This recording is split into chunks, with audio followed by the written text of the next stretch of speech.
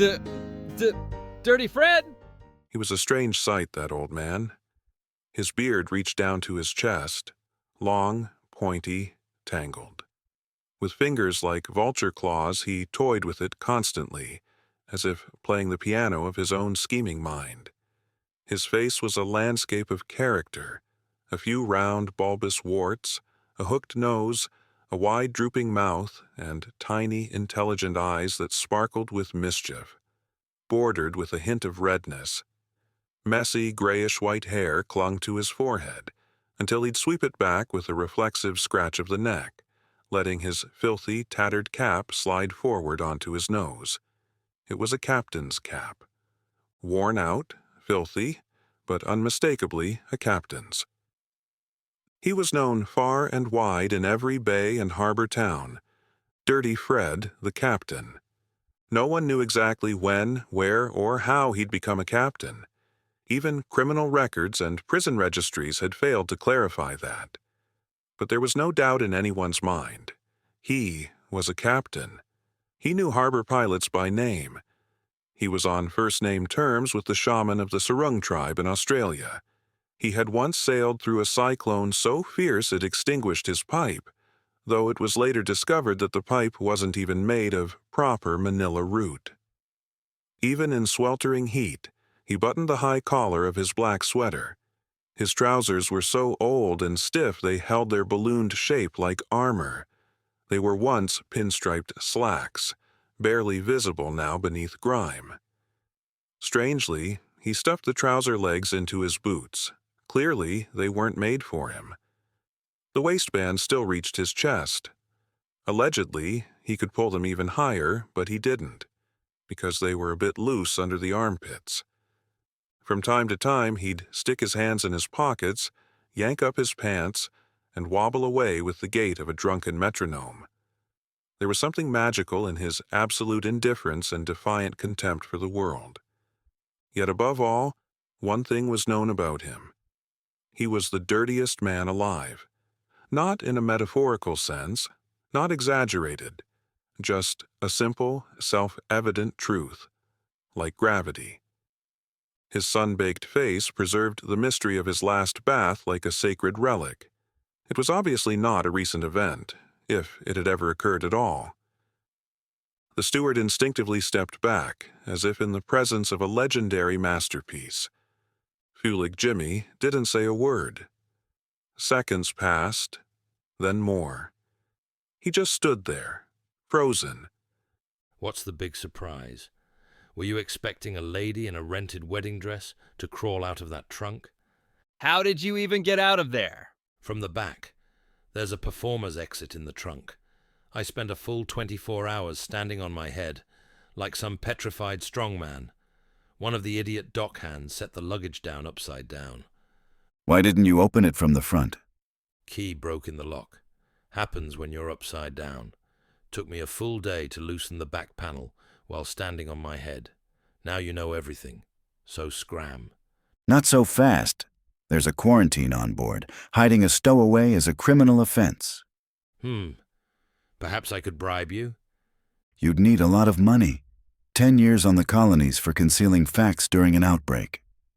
True enough. Look, if we say you turned yourself in voluntarily, the captain might go easier on you. Spare me your protection. He pushed back his cap, stuffed his hands in his pockets, and started lumbering toward the stairs. Let's go. You're right. I can't risk hiding this any longer. I'll tell the captain right away to arrest the bastard who's been drugging the passengers with opium. What are you talking about, Uncle Freddy? Let's go. It's high time. 10 years in prison at my age? No thanks. I'll let myself relax in my golden years behind bars. I've earned it. He must have been at least 58. But how do you know about the opium thing? Don't insult me, Jose. I found the Arab stoker passed out on a dark corridor, snoring suspiciously. I lifted his eyelid and saw everything. Trying to fool me with opium? Me? He shoved his cap forward and turned toward the staircase. Wait! It's no use. The steward was right. An epidemic is an epidemic, and concealing information is dangerous business. Step aside. I'm in a hurry. But can't we talk this over? There's no point, Fulig Hutchins. What could two poor devils like you possibly bribe me with in a capital matter like this? Let go. I'm in a hurry. All right, Captain, let's not play games. You've got us in the palm of your hand. Just tell us what you want. I know you're about to bleed us dry because you're greedy and ruthless. Fine, go ahead. Dirty Fred scratched between his yellow teeth with one claw-like fingernail while twisting the tip of his beard into a long, narrow curl with the other. He pondered. All right, then. Let's not waste time. You give me $2,000, and that's it. Jimmy turned corpse pale. Where would I get $2,000? In your back pocket, there's a leather case with a mirror, a comb, and a gold plaque from a race car driver in Lima. You'll find the $2,000 there. Fulig Jimmy reached into his pocket with grim resolve, intending to stab the man. Don't bother with the pearl-handled knife. He casually produced a revolver of museum-worthy size, at least half a meter long. If you really insist on giving a bonus, I'll accept the gold plaque too, but only until I count to 3. Jimmy, grinding his teeth, handed over the leather case. It instantly disappeared into the vast rear pocket of Fred's ancient trousers. Fred then turned his tired, disgusted, contemplative gaze toward the steward, who looked terrified. You'll pay me Hutchins the stoker's full wages in advance, from Port Said to Tahiti. That's $175.82. But the stoker only gets $130. A common shoveler, sure. But Hutchins has been rated first class with special allowance. 4 years ago, the Navy certified him as a professional boilersmith. So, with deductions, it comes to exactly $175,082. I refuse to be underpaid. The steward's teeth ground audibly, but he paid. Fred counted the money with great care. From the $176 he was given, he returned exactly 18 cents. I don't want a cent more than what honest labor is worth, but I demand every bit of it. The steward was not touched by this exaggerated sense of business ethics. You just pocketed poor Fulig Jimmy's salary. Don't worry about Fulig Jimmy. He'll beat it out of you in Tahiti, down to the last cent. He's thorough like that. The steward stared at Jimmy in shock. Is that true? Unfortunately, yes. Dirty Fred could read the devil himself. Now get lost, and every mealtime, bring me a first-class menu. Fish only if it's fried. With that, he ducked back into his trunk and began stuffing his pipe. The steward was seething with rage as they climbed the iron stairs. 2 of us, and we still couldn't handle him. You can't. 2 years ago in Delhi, he stole the 3,000-year-old ruby eye from a statue of Buddha and replaced it with a red signal glass from a train crossing. There was a huge scandal.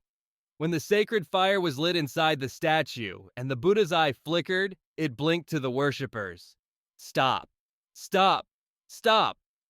By the time they reached the upper deck, the captain was arguing with a group of passengers, revolver in hand. Some of the sailors were testing the lifeboats. The next day, Fulig Jimmy decided to put an end to the epidemic. He figured if the sleepiness stopped, things would go back to normal. He expected results quickly after stopping the drugging, and he wasn't wrong. At exactly 12:20 p.m., the Honolulu-Star sent distress signals, requesting doctors, medication, and medical troops from Singapore to help with the ship's devastating outbreak. By 1:10 p.m., the crew had been armed, and emergency quarantine protocols were activated. Because now came the second wave. The harmless but acute symptoms of sudden opium withdrawal. The string mogul began to shiver and go numb, drenched in cold sweat. His only request, that someone tell his daughter he opposed her marriage until his final breath. Nearly every passenger complained of excruciating headaches, one of the clearest symptoms of the so-called sleeping sickness. The doctor, now convinced he was a hero destined to be written about, dragged himself cabin to cabin, treating patients until he finally collapsed onto a pile of ropes, just as the last syringe needle broke off in the arm of a peculiar Swedish woman. Such doctors often earn mention in literature, but the passengers endured their fate with far less nobility. Screaming, crying, shouting filled the ship. A Boston lawyer began seeing things.